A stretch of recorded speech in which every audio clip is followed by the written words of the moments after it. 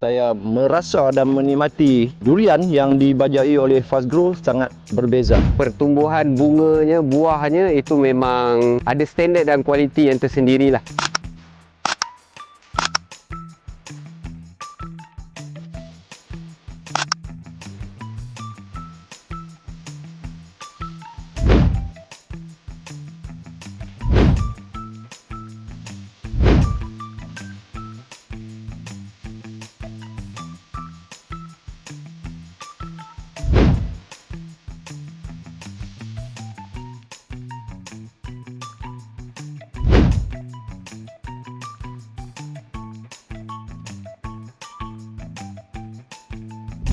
Okey, bismillahirrahmanirrahim. Assalamualaikum. Saya Muhammad Rais bin Abdul Rahman. Hari ini saya berada di ladang Wan Ali Kasha di Raub, Pahang bersama program yang dianjurkan oleh Fastgrow Fertilizer. Jadi dia jemput kami dari FGV hadir ke sini untuk tengok trial plot yang dah diusahakan oleh tuan punya kebun dan menggunakan baja Fastgrow lah khususnya. Jadi kita dah tengok dekat sini apa yang dia dah usahakan dekat ladang ni dan memang terbukti kesuburan pokoknya, pertumbuhan bunganya, buahnya itu memang ada standard dan kualiti yang tersendirilah. Di samping kita datang untuk sambil belajar dekat sini, kita menimba ilmu dekat sini. Jadi FGV pun baru join bidang ni. Jadi kita banyak visit ladang dan bantuan daripada Fastgrow Fertilizer khususnya. Jadi terima kasih banyak kepada tim Fastgrow yang jemput kami datang di Raub, Pahang ni lah. Okey, terima kasih. Hari ini saya kali pertama datang ke daerah Raub ni untuk menikmati durian yang dimiliki oleh saudara kita Wan dan juga Fastgrow. Saya merasa dan menikmati durian yang dibajai oleh Fastgrow sangat